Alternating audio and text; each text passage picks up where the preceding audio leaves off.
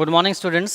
Now we will take up our previous topic, tense, in which first of all we discussed about the type of construction we can do in present indefinite. Today we will learn about present indefinite and its uses. किस किस condition में हम इस प्रकार के sentences construct कर सकते हैं.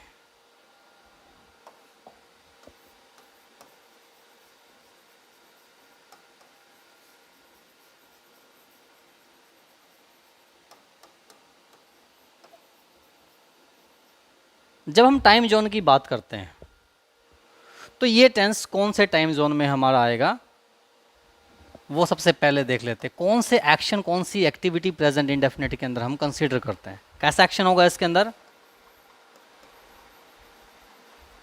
एक्शन दैट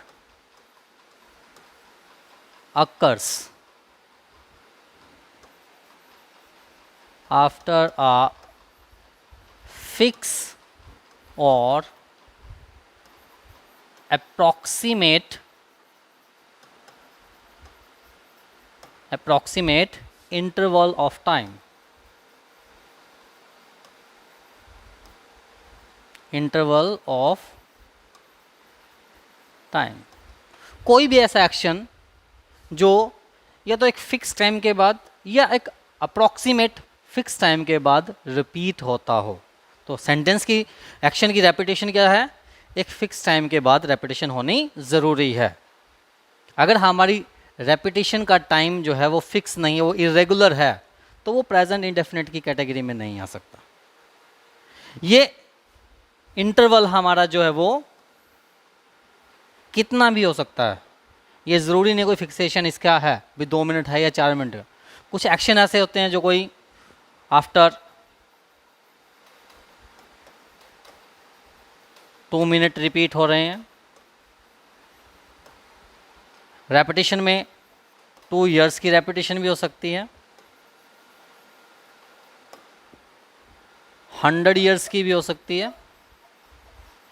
लेकिन जब ये सेकंड टाइम रिपीट होगा, उसको रिपीट होने में लगभग उतना ही टाइम लगना चाहिए जितना उसको पहली बार वो एक्शन करने में लगा.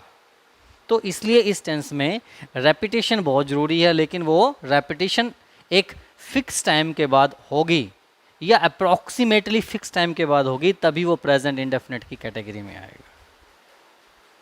या कुछ जनरल ट्रेट्स हो सकती हैं, वो इस कैटेगरी में डिस्कस करते हैं हम. इरेगुलर एक्शन, जो एक्शन जो है एक फिक्स टाइम के बाद रिपीट नहीं हो रहा, तो वो इस कैटेगरी के अंदर हम नहीं ले सकते.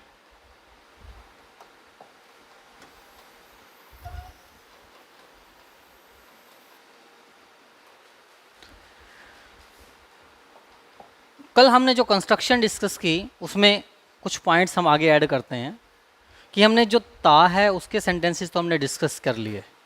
कुछ सेंटेंसेस जो हमारे हैं वो हिंदी में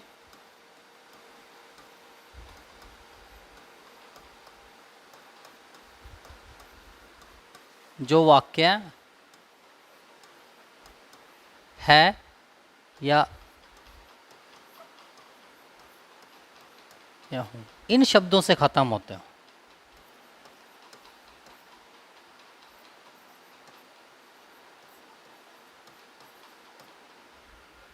तो उस कंडीशन में किस टाइप से हम वर्ब का यूज़ करेंगे?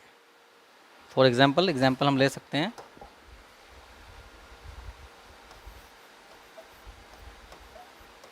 वह मेरी बहन है. तो नॉन परफॉर्मिंग एक्शन, हम कोई काम नहीं कर रहे, कोई एक्टिविटी नहीं कर रहे, तो उस कंडीशन में हमारे पास वर्ब क्या होगी? जब ऐसा वाक्य है जिसमें लास्ट में है आता है, तो ऐसी कंडीशन में हम है के लिए वर्ब की फॉर्म यूज़ करते हैं बी. फॉर्म हमारी क्या बन जाएगी? बी. बी की फर्स्ट फॉर्म ने पहले भी डिस्कस की थी, इज़, एम और आर. ये फॉर्म हम जो है इसमें लगाएंगे. वह मेरी बहन, वह सिंगुलर है, शी तो सिंगुलर है तो क्या लगाएंगे? Is. She is my sister. तो नॉन परफॉर्मिंग एक्शन है, इसलिए यहाँ पर कोई एक्टिव वर्ब हम यूज़ नहीं कर सकते, हम कोई एक्शन नहीं कर रहे हैं। अगर हम एक्शन करते तब हमारे पास एस और एस का यूज़ की बात यहाँ पर आती। दूसरे टाइप का इसी में एक सेंटेंस बन जाता है, वो इससे अलग है। मेरे पास 2 कार हैं। मेरे पास 2 कार हैं। यहाँ पर कंस्ट्रक्शन फिर चेंज हो गई। ये सेंटेंस हमें क्या शो करता है? पोजेसिवनेस। आपके पास क्या है? पोजेसिव, आपके पास क्या चीज़ें हैं? ये वर्ड देखिए, एक वर्ड जो है पास। जब ये पास word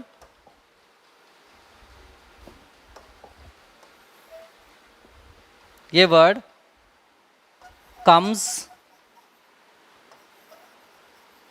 just after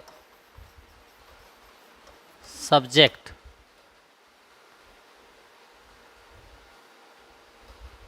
comes just after subject. Subject के अगर तुरंत बाद आएगा तो कंस्ट्रक्शन हमारी मॉडिफाई हो जाएगी।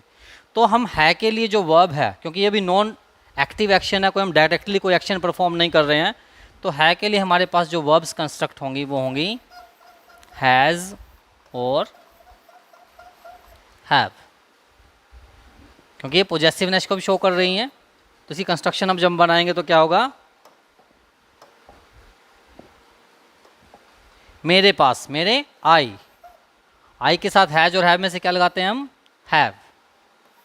I have 2 cars.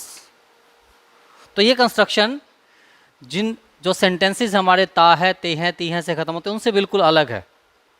कारण क्या है? क्योंकि यहाँ पर हम डायरेक्टली कोई एक्शन परफॉर्म कर ही नहीं रहे हैं। जब हम एक्शन ही नहीं परफॉर्म कर रहे हैं तो हम एस और एस का भी कोई यूज़ यहाँ पर नहीं करेंगे।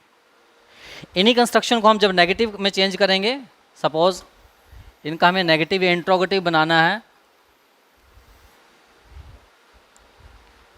तो जिसमें हमने इज एम आर वर्ब लगाई, जिस सेंटेंस में हमने इज एम आर वर्ब लगाई थी, जैसे हमने लिखा था शी इज माई सिस्टर।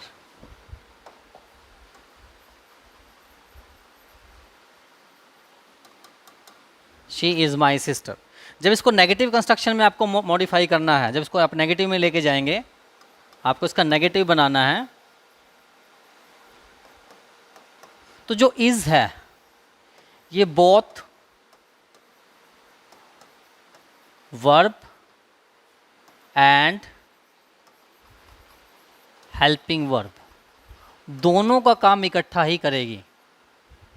जो इज एम आर है प्रेजेंट इंडेफिनिट में, वो वर्ब भी होंगे, वो हमारी हेल्पिंग वर्ब भी होंगे। तो यहाँ किसी डू और डज को हमें अलग से लगाने की ज़रूरत नहीं है।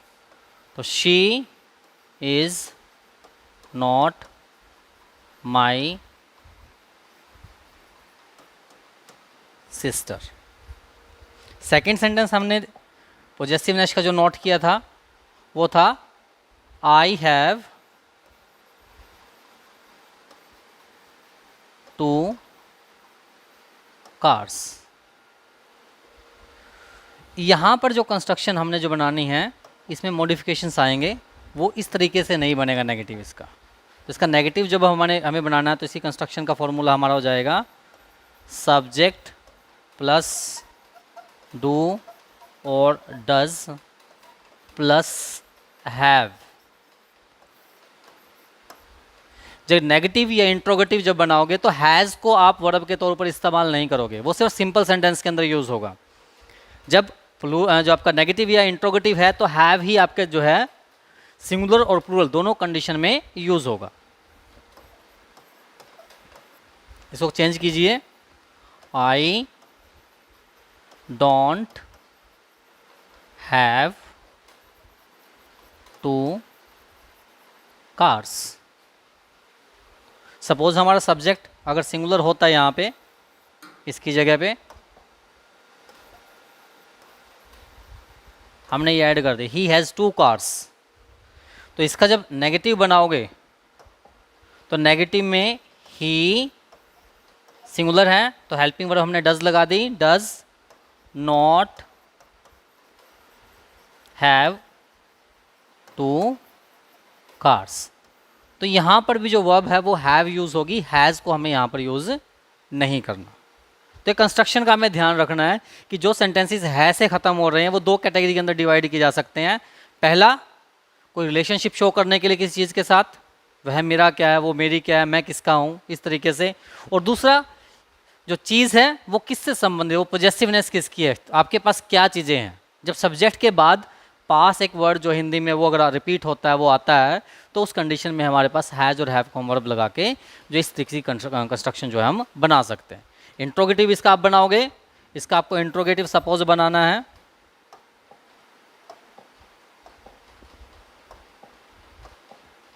इसका इंट्रोगेटिव जब आप बनाओगे तो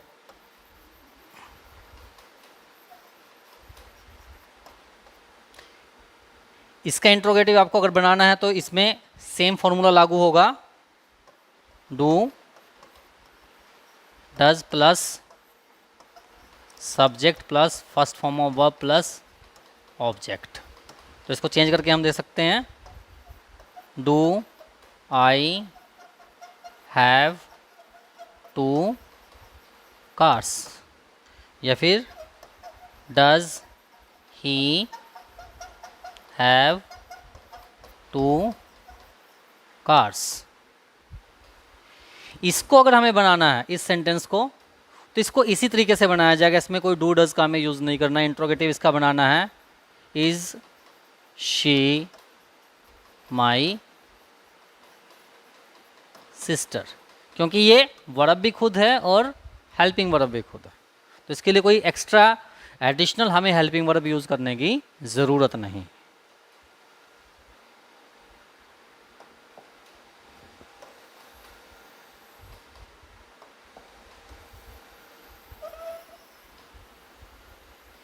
तो ये तो बातें होंगी कंस्ट्रक्शन की, जो हमने कंस्ट्रक्शन की फर्स्ट लेक्चर में हमने डिस्कस किया था, ता है, ते हैं, ती है के जो सेंटेंस है उनकी कंस्ट्रक्शन चार टाइप से कैसे बनेगी।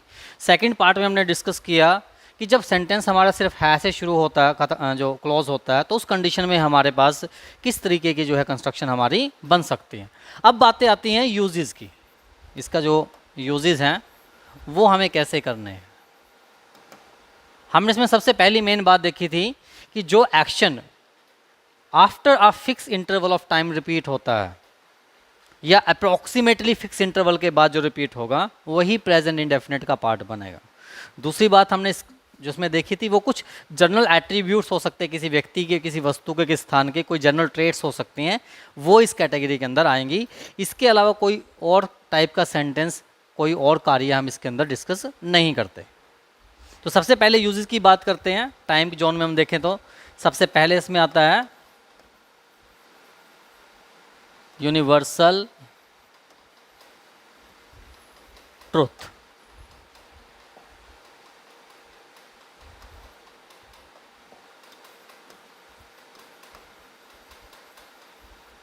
Things that are universally true, जिसको हम ट्रुथ मानते हैं, जो समय टाइम जोन के हिसाब से मॉडिफाई नहीं होती। उसका प्लेस आप चेंज करेंगे तब भी कोई मॉडिफिकेशन नहीं है, आप डायरेक्शन चेंज करेंगे तब भी उसके अंदर कोई बदलाव नहीं आएगा। तो universal truth, for example the earth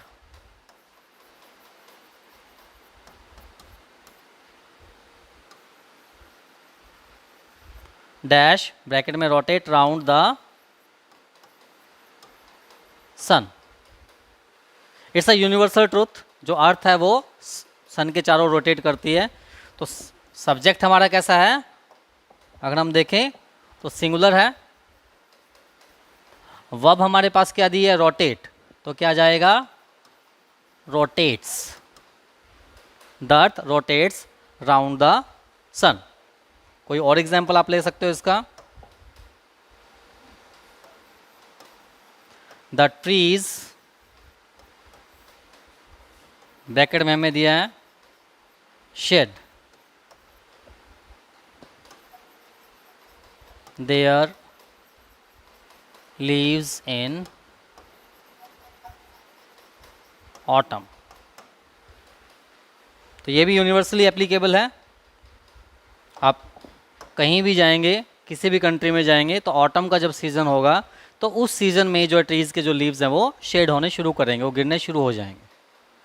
trees हमारे पास कैसा है, सब्जेक्ट क्या है, प्लूरल। तो tree shades it's there leaves in autumn. तो ऐसे सेंटेंसेस, ऐसी कंस्ट्रक्शन, ऐसी बातें जो यूनिवर्सली ट्रू हैं, उसको हम प्रेजेंट इंडेफिनिट की कैटेगरी में रखते हैं। Second,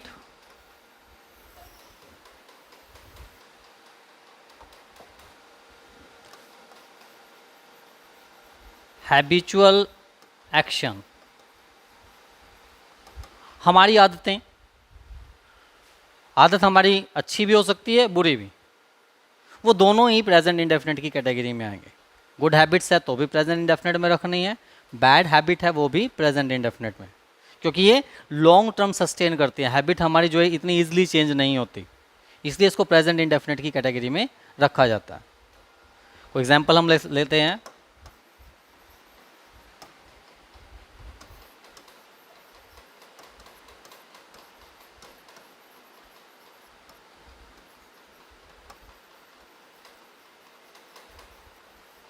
Sita dash get up late in morning. तो उसकी आदत है ये। Some of persons get up early in the morning, कुछ लेट उठते हैं, तो उसकी अपनी हैबिट है। तो सब्जेक्ट हमारा सिंगुलर हो गया,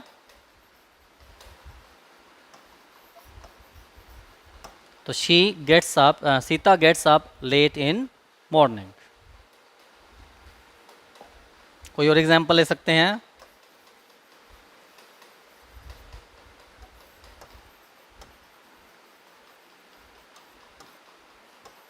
सुरेश स्मोक डेली। तो उसकी हैबिट है, बैड हैबिट है, तो वो भी हैबिट की कैटेगरी में ही रहेगी। ऐसा नहीं कि पॉजिटिव हैबिट को तो हम प्रेजेंट इंडेफिनिट में लिख देंगे और नेगेटिव हमारी हैबिट है जो, उसको हम किसी और टेंस में लेके जाएंगे, ऐसा नहीं। तो सुरेश हमारे पास क्या है, सिंगुलर है, सब्जेक्ट हमारा सिंगुलर होने की वजह से स्मोक एज अ वर्ब, और उसके साथ एस और एस का हमें यूज़ करना है, सुरेश स्मोक्स डेली। तो ये कैटेगरी हमारी कौन सी, हैबिचुअल एक्शन है, हमारी हैबिट है, पॉजिटिव हो चाहे वो नेगेटिव हो, दोनों को हम इसी कैटेगरी के अंदर रखते हैं। कोई और एग्जाम्पल आप इसका ले सकते हो हैबिचुअल एक्शन का।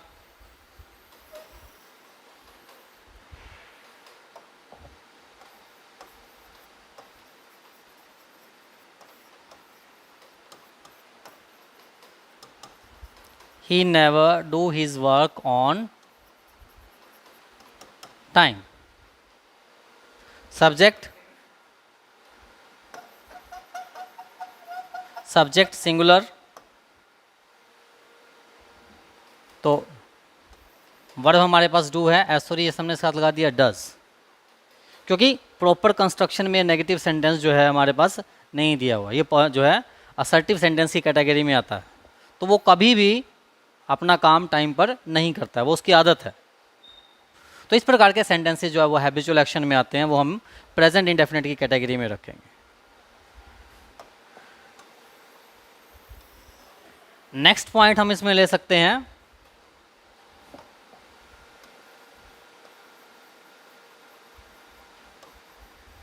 General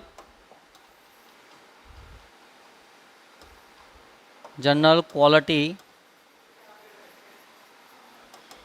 of person, place, thing और occupation. General qualities of person, place, thing और ऑक्यूपेशन। इट मीन्स जो हमने चार चीज़ें लिखी हैं, क्वालिटीज़ की बात की गई है। इट मीन्स जो चीज़ है, कोई व्यक्ति है या कोई वस्तु है या कोई स्थान है, जिस काम के लिए बना है उसका उसी के लिए यूटिलाइजेशन करना, वो जनरल क्वालिटीज़ में आता है। विंडो है, विंडो की हम बात करते हैं, किस चीज़ के लिए हम यूज़ करते हैं, फॉर वेंटिलेशन। डोर है फॉर एंट्री और एग्जिट। डॉक्टर है, उसकी क्वालिटी क्या है, to treat the patient. Scientist की बात हम करते हैं, उसकी क्वालिटी क्या है? To do experiments. तो ये क्या है? जनरल क्वालिटीज़ हैं। वो किसी व्यक्ति की हो सकती हैं, कोई वस्तु की हो सकती हैं, किसी स्थान की हो सकती हैं, या कोई बिजनेस हम कर रहे हैं, कोई ऑक्यूपेशन हम कर रहे हैं, कोई कार्य हम कर रहे हैं, उसकी हो सकती हैं। तो उसको भी हम प्रेजेंट इंडेफिनिट की कैटेगरी में रखेंगे। उसके लिए ऐसा नहीं कोई और टेंस यूज़ हमारे पास किया जाएगा। देखो एग्जाम्पल हम इसका ले सकते हैं। हमने अभी बात की, साइंटिस्ट की बात की। Scientist do experiments. तो ये उसकी जनरल क्वालिटी है। साइंटिस्ट है, एक्सपेरिमेंट करेगा तभी साइंटिस्ट है। घर बैठा रहेगा तो साइंटिस्ट थोड़ी कहलाएगा, भी काम ही नहीं कर रहा है। तो उस कंडीशन में ये प्रेजेंट इंडेफिनिट कैटेगरी में आएगा। डू, ये साइंटिस्ट जो है हमारे पास सब्जेक्ट हमें दिया गया है प्लूरल, तो साइंटिस्ट डू एक्सपेरिमेंट। कोई और एग्जांपल हम ले सकते हैं। Parents love their children. तो ये भी जनरल एट्रीब्यूट है पेरेंट्स का। तो इसमें भी सेम कंडीशन है। ये सब्जेक्ट जो है हमारा प्लूरल है, तो वह हम लगाएंगे love. Parents love their children. तो जनरल क्वालिटी हो सकती है किसी व्यक्ति की, किसी वस्तु की, किसी स्थान की, किसी ऑक्यूपेशन के, वो हमें प्रेजेंट इंडेफिनिट की कैटेगरी में ही रखने हैं। एनी अदर एग्जाम्पल हम इसका कुछ और ले सकते हैं। अपना खुद का ले लीजिए। Students,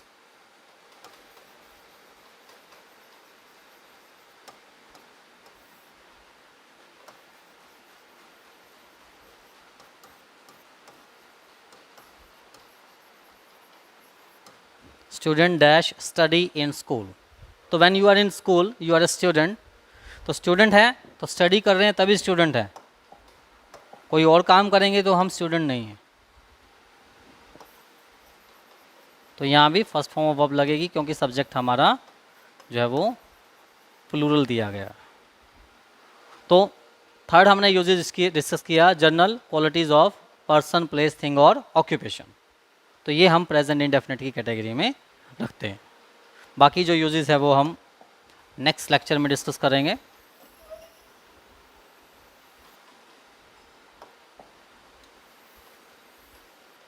okay, thank you.